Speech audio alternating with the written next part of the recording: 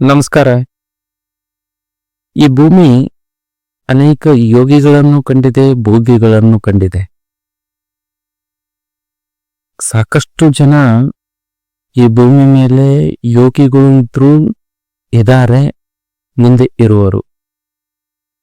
ಸಾಕಷ್ಟು ಜನ ಭೋಗಿಗಳು ಕೂಡ ಹಿಂದೆ ಇದ್ರು, ಈಗ ಇದ್ದಾರೆ, ಮುಂದೆ ಇರುವರು. ಯೋಗಿ ಮತ್ತು ಭೋಗಿ ಮಧ್ಯದಲ್ಲಿ ಸಾಕಷ್ಟು ವ್ಯತ್ಯಾಸಗಳದಾವ, ತುಂಬಾ ವ್ಯತ್ಯಾಸ ಅದ. ನಾವು ಗೌರವಿಸುವುದನ್ನ ಯೋಗಿಯನ್ನ ಮಾತ್ರ, ಭೋಗಿಗಳನ್ನಲ್ಲ. ಇನ್ನ ಕೆಲವೊಬ್ಬರು ಅದರ ವಿಶೇಷ ವ್ಯಕ್ತಿಗಳು, ಅವರು ಯೋಗಿಯೂ ಹೌದು, ಭೋಗಿಯೂ ಹೌದು. ಯೋಗಿಯಾಗಿನೂ ಇದ್ರು, ಭೋಗಿಯಾಗಿನೂ ಇದ್ರು, ಎರಡರಲ್ಲೂ ಕೂಡ ಅವರು ಸಫಲತೆಯನ್ನು ಹೊಂದಿದ್ರು. ಅಂಥವರು ಕೂಡ ಅಪರೂಪದಂತಹ ವ್ಯಕ್ತಿತ್ವಗಳು ಅಲ್ಲಲ್ಲಿ ನಮಗೆ ಈ ಕಾಲದ ಪುಟಗಳಲ್ಲಿ ಸಿಗ್ತದೆ. ಇವತ್ತು ಕೂಡ ಇದ್ದಾರೆ. ಕೆಲವೊಬ್ಬರನ್ನು ನಾವು ಗುರುತಿಸ್ತೀವಿ, ಕೆಲವೊಬ್ಬರನ್ನು ನಾವು ಗುರುತಿಸೋದಪ್ಪ. ನಾವು ಯಾರ ಸಾಲಿನಲ್ಲಿ ನಿಲ್ಬೇಕನ್ನೋದು ಬಹಳ ಮುಖ್ಯ. ಯೋಗಿಗಳ ಸಾಲಿನಲ್ಲಿ ನಿಲ್ಬೇಕು ಅಥವಾ ಭೋಗಿಗಳ ಸಾಲಿನಲ್ಲಿ ನಿಲ್ಬೇಕು, ಯೋಗ ಭೋಗಿಗಳ ಸಾಲಿನಲ್ಲಿ ನಿಲ್ಬೇಕು ಅನ್ನೋದು ನಕ್ಷೆ. ಮತ್ತ ಯೋಗಿ ಆಗೋದನ್ನು ಸುಲಭ ಅಲ್ಲ, ಭೋಗಿ ಆಗೋದನ್ನು ಸುಲಭ ಅಲ್ಲ. ಕೆಲವೊಂದ್ಸಾರಿ ಅನ್ಸ್ಬೋದು, ಭೋಗಿ ಏನಪ್ಪ, ಏನ್ ಸಿಕ್ಕತಾಕನ್ನು ಭೋಗಿಸ್ಕೊಂತ ಹೋಗೋದು, ಅನುಭವಿಸ್ಕೊಂತ ಹೋಗೋದು ಅಂತ ಅನ್ಸ್ತು. ಭೋಗಿ ಆಗಲು ಕೂಡ ಭೋಗಿ ಅಂತ ಮನಸ್ಥಿತಿ ಬೇಕಾಗ್ತದೆ, ಯೋಗಿ ಆಗಲು ಕೂಡ ಯೋಗಿ ಅಂತ ಮನಸ್ಥಿತಿ ಬೇಕಾಗ್ತದೆ. ಎರಡೂ ಮನಸ್ಥಿತಿಗಳನ್ನ ನಾವು ಉತ್ತಮವಾಗಿ ಪಡೆದುಕೊಂಡೆ ಅಂದ್ರೆ ಉತ್ತಮ ಭೋಗಿಗಳಾಗ್ತೀವಿ, ಉತ್ತಮ ಯೋಗಿಗಳಾಗ್ತೀವಿ. ಇಲ್ಲಿ ಹೆಂಗಾಕಿವಂದ್ರೆ ನಾವು ಉತ್ತಮ ಭೋಗಿಗಳನ್ನಲ್ಲ, ಉತ್ತಮ ಯೋಗಿಗಳನ್ನಲ್ಲ, ಅರೆ ಬಂದ ಗಡಿಗೆ ಅಂತಾಗಿ ಉಗಗಕ್ ಬರ್ಲಾರ್ದಂಗಾಗಿ ಈ ಕಡೆ ಈ ದಂಡಿಗರ ಇದ್ರ ಇಲ್ಲೇ ಸಂಪೂರ್ಣವಾಗಿ ಯೋಗಿಯಾಗಿರ್ಬೇಕು, ಇಲ್ಲ ಈ ಕಡೆ ಈ ದಂಡಿಗಿದ್ರ ಈ ಸಂಪೂರ್ಣ ಭೋಗಿಯರ ಹೇಗೆ. ಒಂದನ್ನ ನಾವು ಇಲ್ಲಿ ನೆನ್ಪಿಡ್ತಕ್ಕಂಥದ್ದು, ಯಾರು ಯೋಗಿಗಳರ ಅವರು ಇತಿಹಾಸದ ಪುಟದಲ್ಲಿ ತಮ್ಮ ಹೆಜ್ಜೆಯ ಗುರುತುಗಳನ್ನ ಮೂಡಿಸ್ಯಾರ. ಈ ಭೋಗಿಗಳು ಮಣ್ಣಲ್ಲಿ ಕುಳಿತುಕೋದ್ಯಾರ, ಅವರ ಗುರುತೇ ಇಲ್ಲಾರ್ದಂಗ ಆಗಿ ಹೋದ್ಯಪ್ಪ.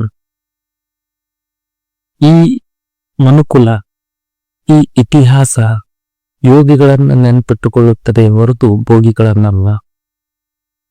ಮತ್ತೆ ಈ ಇತಿಹಾಸ, ಈ ಮನುಕುಲದಲ್ಲಿ ಯೋಗ ಭೋಗಿಗಳೇನದಾರಲ್ಲ ಅವರು ಹೊಳಿತಾ ಇದ್ದಾರೆ. ಇತಿಹಾಸ ಪುಟದಲ್ಲಿಯೂ ಕೂಡ ಹೊಳಿತಾ ಇದ್ದಾರೆ, ಮನುಕುಲದ ಇತಿಹಾಸದಲ್ಲಿ ಅವರು ನಿಲ್ಲಿಸ್ತಾ ಇದ್ದಾರೆ. ಅಂತವರು ಕೂಡ ಸಾಕಷ್ಟು ಜನ ರಾಜ ಋಷಿಗಳಂತ ನಿಂತೀಗ ಅವರನ್ನ, ಅಂತ ರಾಜ ಋಷಿಗಳು ಕೂಡ ಸಾಕಷ್ಟು ಜನ ಇತಿಹಾಸದಲ್ಲಿ ನಮಗೆ ನೋಡ್ಲಿಕ್ಕೆ ಸಿಗ್ತಾರೆ. ಮನಸ್ಥಿತಿಯಿಂದ ನಾವು ಈ ಯೋಗಿತ್ವ ಭೋಗಿತ್ವವನ್ನ ಪಡೆದುಕೊಳ್ಳಕ್ಕೆ ಸಾಧ್ಯ ಆದ. ಒಂದೇ ಬಾರಿ ಎಲ್ಲವನ್ನ ತ್ಯಾಗ ಮಾಡಿ ನಾವು ಯೋಗಿ ಆಗ್ಬೇಕು ಅಂತ ಅಂದ್ರೂ ಅದು ಉಪಯೋಗ ಇಲ್ಲ, ಒಂದೇ ಬಾರಿಗೆ ನಾವು ಭೋಗಿ ಆಗ್ಬೇಕಂದ್ರೂ ಅದು ಉಪಯೋಗ ಇಲ್ಲ. ಯೋಗ ಭೋಗಿಗಳಾಗಿ ನಾವು ಯೋಗಿಗಳ ಕಡೆಗೆ ಸಾಗ್ಬೇಕಾಗ್ಯದ. ಯಾಕಂದ್ರೆ ಹುಟ್ಟಿನಿಂದ ಸಾವಿನವರೆಗೆ ಸಾಗುತ್ತಿರುವ ಈ ಸಂದರ್ಭದಲ್ಲಿ ನಮ್ಮ ಜೀವನವನ್ನ ನಾವು ರೂಪಿಸಿಕೊಳ್ಬೇಕಾಗ್ಯದ.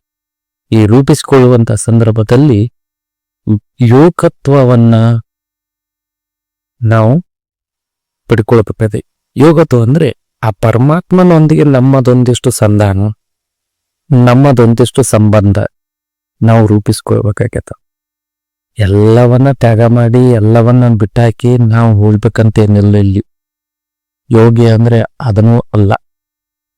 ನಮ್ಮ ಮನಸ್ಸು ಏನಿಗೆ ಆ ಭಗವಂತನಲ್ಲಿ ಸಂಬಂಧ ಸೇರಿಕೊಂಡಾಗ, ಭಗವಂತನಲ್ಲಿ ನೆಲೆಸಿದಾಗ ಅದೇ ಯೋಗ ಸ್ಥಿತಿ. ಇದ್ದದನ್ನ ಅನುಭವಿಸ್ತಾ, ಏನ್ ಇರ್ತದ ಅದನ್ನ ಅನುಭವಿಸ್ತಾ ನಾವು ನಮ್ಮ ಮನಸ್ಸಿನಲ್ಲಿ ಭಗವಂತನಿಗೆ ಸ್ಥಳಾವಕಾಶ ಕೊಟ್ಟು ಎಷ್ಟು ಸಾಧ್ಯವೋ, ಎಷ್ಟು ಸಮಯ ಸಾಧ್ಯವೋ ಅಷ್ಟು ಭಗವಂತನ ಸ್ಮರಣೆಯಲ್ಲಿ ಲೀನವಾಗ್ತಾ ಆ ಭಗವಂತನ ಆ ಒಂದು ನೆನಪಲ್ಲಿ ನಾವು ಆನಂದದಿಂದ ತೇಲಾಡಬೇಕು. ಆ ಸ್ಥಿತಿ ನಾವು ತಲುಪಿ ಇಲ್ಲಿ ಇದ್ದದ್ದನ್ನ ಅನುಭವಿಸ್ತಾ ಹೋದೆವು ಅಂತಂದ್ರ ಯೋಗಿಯೂ ಹೌದು ಭೋಗಿಯೂ ಹೌದು ಅಂತೇಳಿ ಅವಾಗ ಆಗ್ತಿ. ಕೆಲವೊಂದ್ಸರಿ ಈ ಪ್ರಪಂಚದಲ್ಲಿ ಬಹಳಷ್ಟು ಜನ ಹೆಂಗದಾರ ಅಂದ್ರೆ ಬಳಸ್ಕೊಂಡ್ ಬಿಟ್ಬಿಡೋರದಾರ. ಭೋಗಿಗಳಂತೆ ಅವ್ರ ನಿಜವಾದ ಭೋಗಿಗಳೂ ಅಲ್ಲ, ಅವಕಾಶವಾದಿಗಳು ಹಾಕೋರು. ಅಂತ ಅವಕಾಶವಾದಿಗಳ ಸಾಲಿನಲ್ಲಿ ನಾವು ಸೇರೋ ಅವಕಾಶ ಇರ್ಬೇಕು. ಅವಕಾಶವಾದಿಗಳ ಸಾಲಿನಲ್ಲಿ ನಾವು ನಿಲ್ಲುವ ಒಂದು ಅನಿವಾರ್ಯತೆ ನಮಗೆ ಬರ್ಬಾರ್ದು. ಅಂತ ಮನಸ್ಥಿತಿ ನಮ್ಮಲ್ಲಿ ಇತ್ತು ಅಂದ್ರೆ ನಮ್ಮಿಂದ ಇತರರಿಗೂ ಕೇಡಾಗ್ತದ, ನಮಗೂ ಕೇಡಾಗ್ತದ. ಇಲ್ಲಿ ಅವಕಾಶಗಳನ್ನ ಬಳಸಿಕೊಂಡು ಉಪಯೋಗಿಸ್ಕೊಂಡು ಬಿಡ ಮಂದಿ ಬಾಳ. ಏನೋ ನನ್ನ ಒಂದು ಅನಿವಾರ್ಯತೆ ಆಗ ನನ್ನ ಅನಿವಾರ್ಯತೆ ನನ್ಗೆ ಸಹಾಯ ಮಾಡಕ್ ಬಂದಂಗ ಮಾಡಿ ತನ್ನದೇ ಒಂದು ಬೆಳೆ ಬೇಯಿಸ್ಕೊಂಡು ಹೋಗುವಂತ ಜನರು ಸಾಕಷ್ಟು ಅದಾರ. ಅಂತ ಅವರು ಯೋಗಿಗಳು ಅಲ್ಲ, ಭೋಗಿಗಳಲ್ಲ, ಅವರು ಕೊಳತ ಕಸಗಳಂತೆ. ಅಂತ ಜನಗಳಿಗೆ ಈ ಸಮಾಜದಲ್ಲಿನೂ ಬೆಲೆ ಇಲ್ಲ, ಇತಿಹಾಸದಲ್ಲಿ ಅವ್ರಿಗೆ ಜಾಗನೂ ಇಲ್ಲ. ಇತಿಹಾಸದಲ್ಲಿ ಎಂಥವ್ರಿಗೆ ಜಾಗ ಸಿಗ್ತದಂದ್ರೆ ಯೋಗಿಗಳಿಗೂ ಸಿಗ್ತದ, ಭೋಗಿಗಳಿಗೂ ಸಿಗ್ತದ. ಈ ಮಧ್ಯವರ್ತಿಗಳು ಮುಖವಾಡದ ಮನುಷ್ಯರಲ್ಲ, ಅವ್ರಿಗೆ ಜಾಗವೇ ಇಲ್ಲ. ಭೋಗಿಗಳನ್ನು ನಾನು ಸ್ವಂತ ನನ್ನ ಶಕ್ತಿ ಸಾಮರ್ಥ್ಯದಿಂದ ನಾನು ಗಳಿಸಿದ್ದನ್ನ ನಾನು ಭೋಗಿಸ್ತಾ ಹೋಗುತ್ತಪ್ಪಲ್ಲ, ಅದು ಅಂತ ಭೋಗಿ. ಅದು ನಿಜವಾದ ಭೋಗಿ. ಮೋಸ ವಂಚನೆ ಇಲ್ಲದ ಪ್ರಾಮಾಣಿಕವಾಗಿ ನಾವು ಏನ್ ಅನುಭವಿಸ್ತೀವಿ ಅದು ಭೋಗಿ. ಭೋಗಿಸೋದು ಅದು ತಪ್ಪಿಲ್ಲ, ಅದು ಭೋಗಿಸೋದಿ ಅಂತವ್ರಿಗೆ ಕೂಡ ಅವಕಾಶ ಅದ. ಆದ್ರೆ ಈ ಮುಖವಾಡದ ಭೋಗಿಗಳಾದಾರ ಅಂತವ್ರಿಗೆ ಎಂದೂ ಅವಕಾಶ ಇಲ್ಲ. ಅವರ ಸಾಲಿನಲ್ಲಿ ನಮ್ಮ ಮನಸ್ಥಿತಿ ಸೇರ್ಕೊಂಡು ನಾವು ಕೂಡ ಸೇರಬಾರ್ದು.